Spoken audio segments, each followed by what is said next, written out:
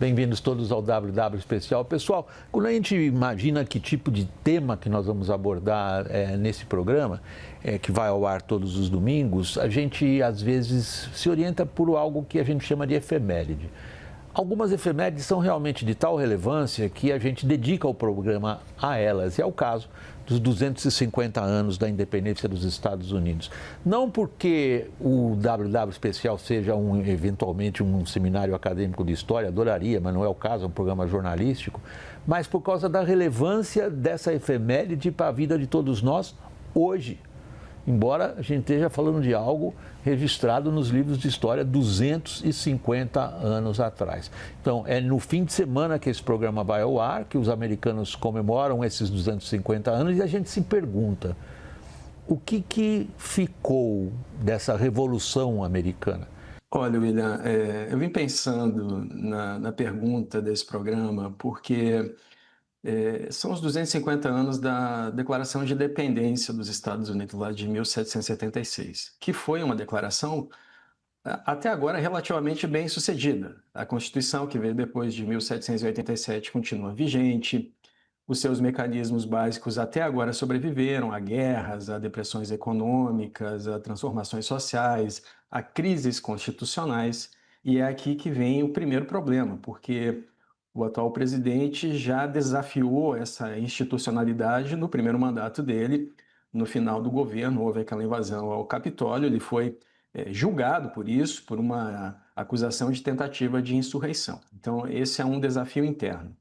Agora, a Revolução Americana não foi apenas uma ruptura contra o domínio britânico, né? Ela também representava uma promessa de expansão da liberdade e da igualdade. Então, quando os pais fundadores escreveram aquele documento, principalmente o Thomas Jefferson, mas também o John Adams e outros, eles estavam propondo uma iniciativa que era inédita para aquele tempo, baseada nas ideias do John Locke, do filósofo inglês.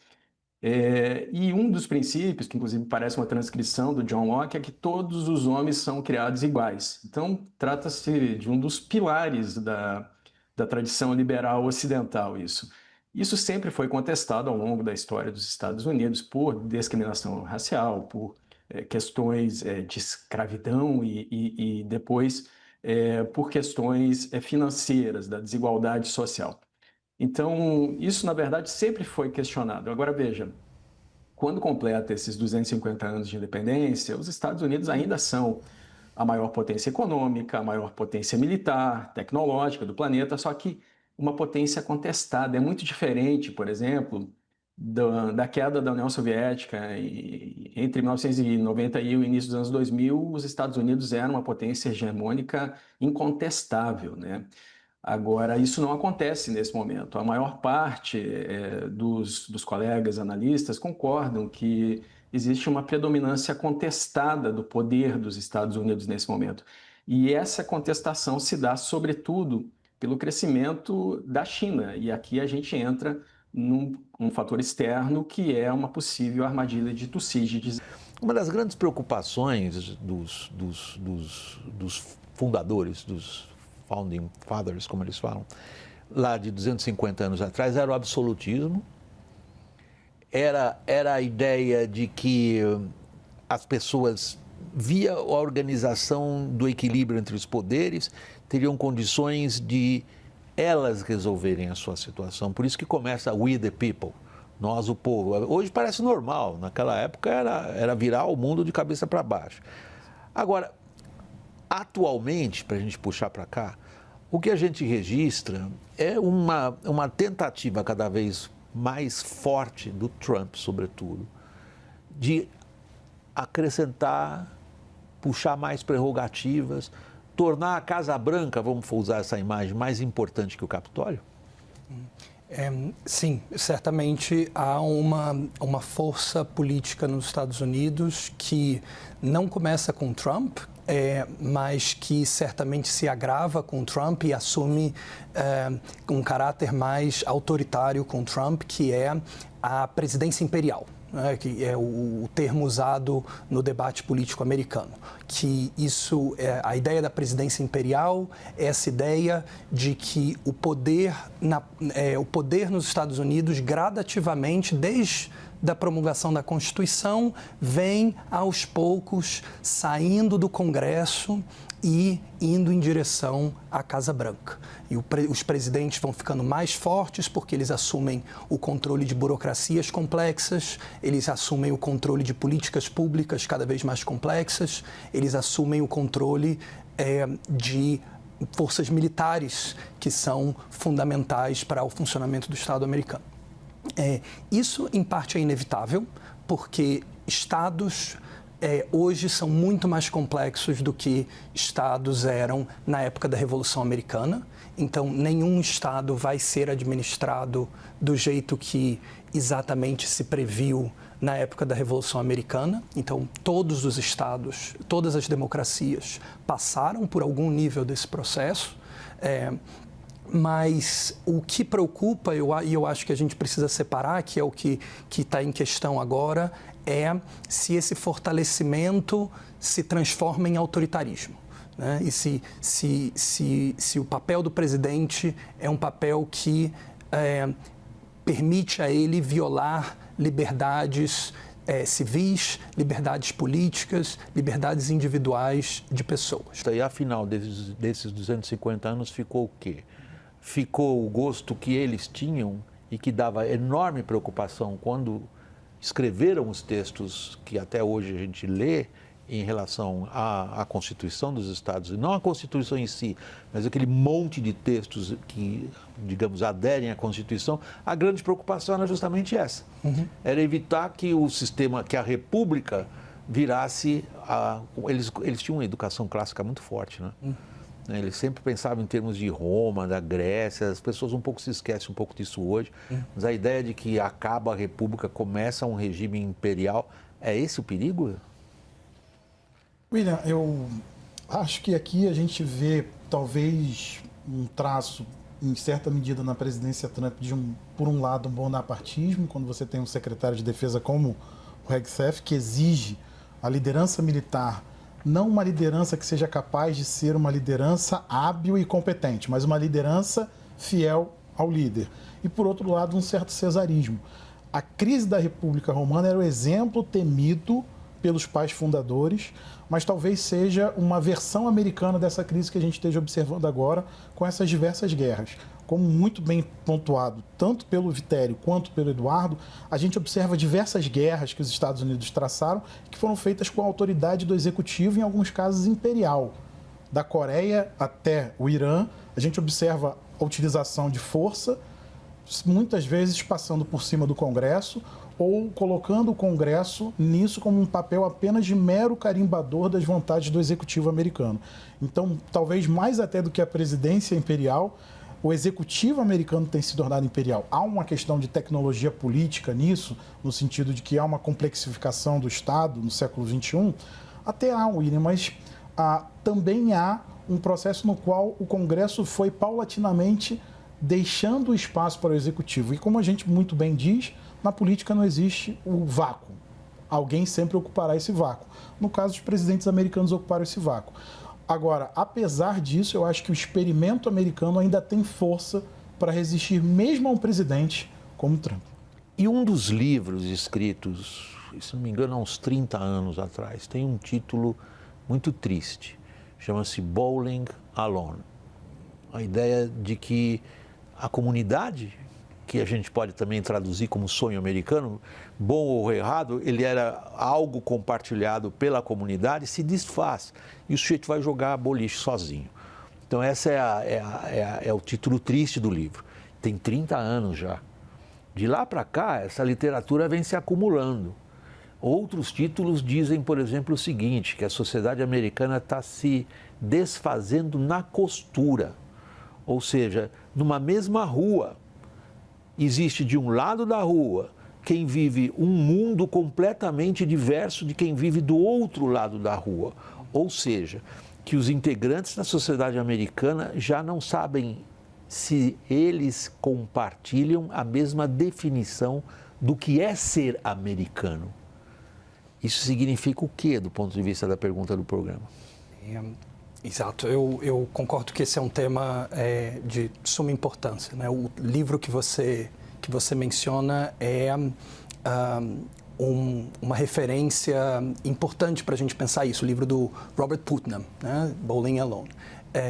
Eu acho que esse livro, essa ideia, a gente precisa pensar ela não só em termos dos Estados Unidos, mas esse é um processo, o processo que o Putnam descreve de destruição de capital social, né? De que as redes sociais que nos unem vão se tornando mais efêmeras. Esse é um processo que não está acontecendo só nos Estados Unidos, ele está acontecendo nas democracias industrializadas ao redor do mundo.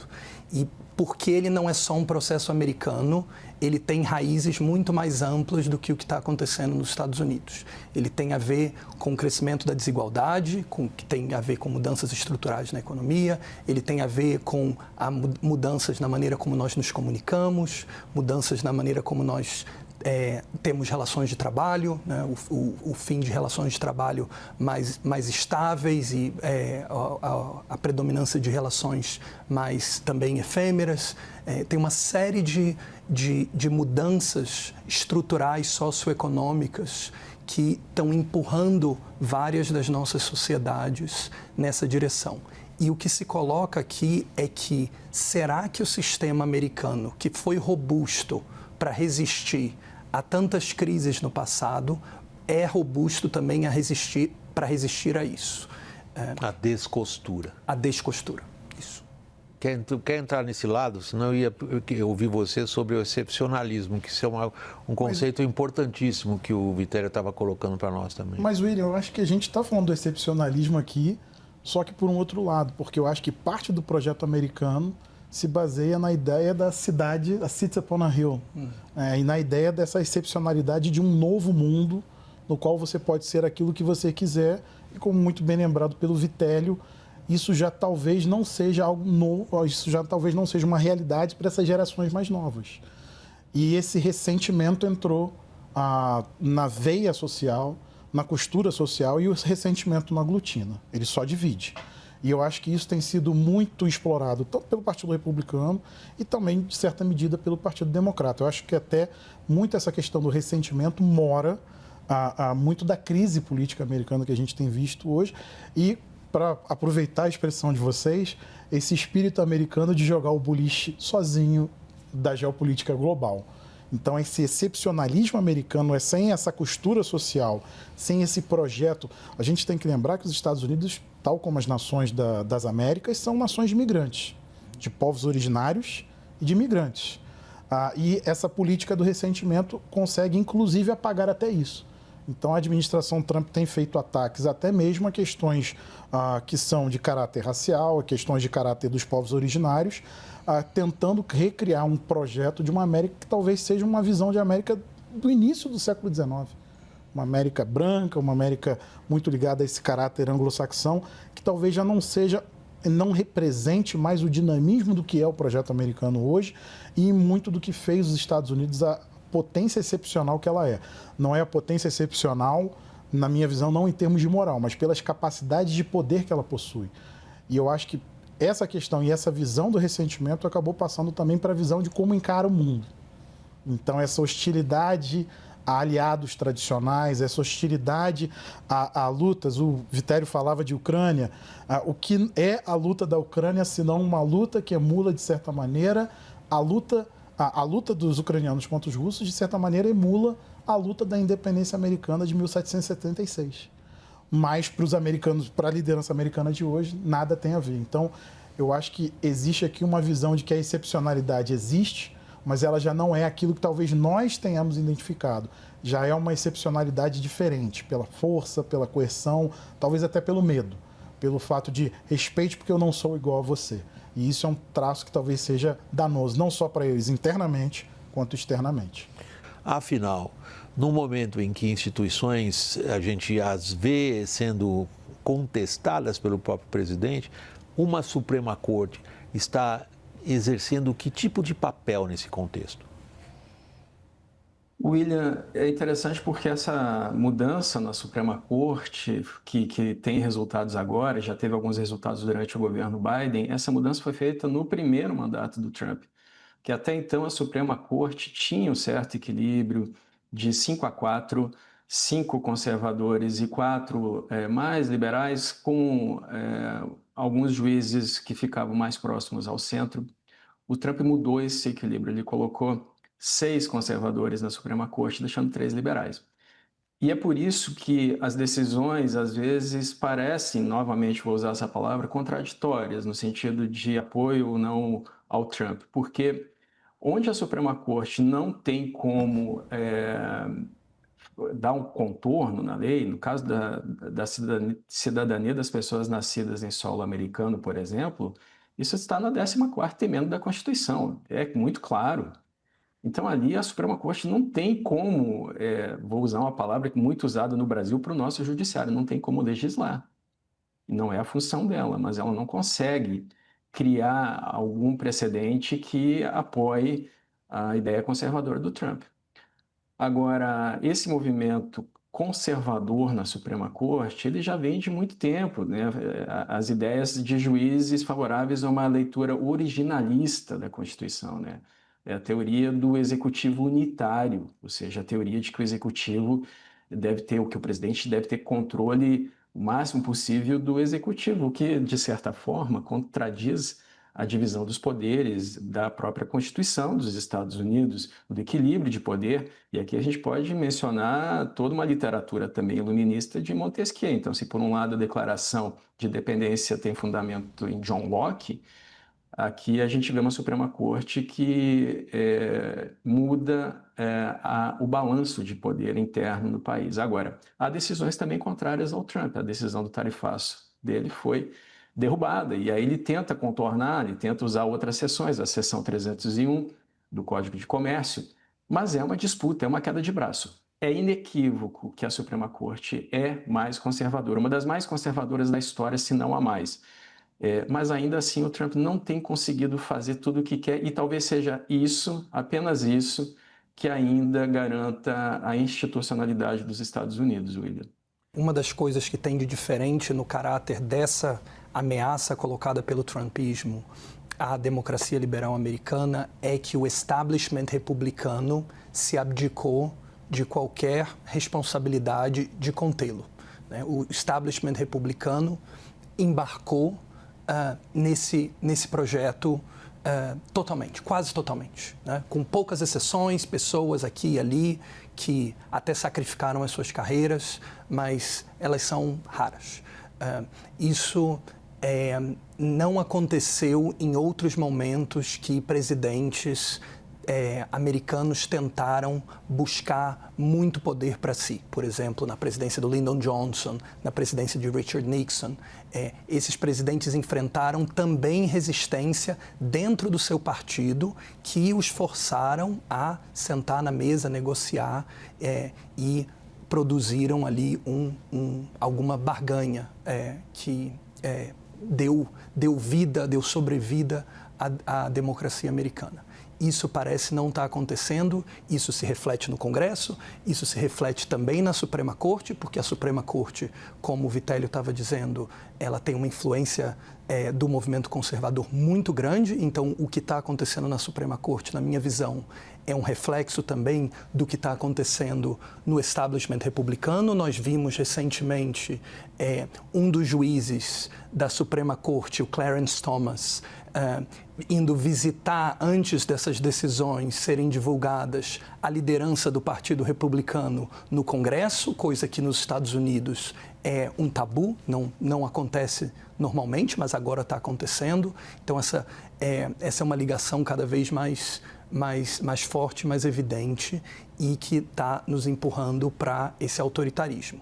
Eu acho que a única maneira na qual isso vai parar é se, nas urnas, os americanos derem um recado aos republicanos que isso não é um bom caminho, não é uma boa estratégia. A própria plataforma de Donald Trump e a Estratégia Nacional de Segurança que foi liberada esse ano são muito impressionantes porque, pela primeira vez, desde 1945, nós temos um documento americano que não fala de presença na Europa, que não fala de presença na Ásia, fala de presença nas Américas.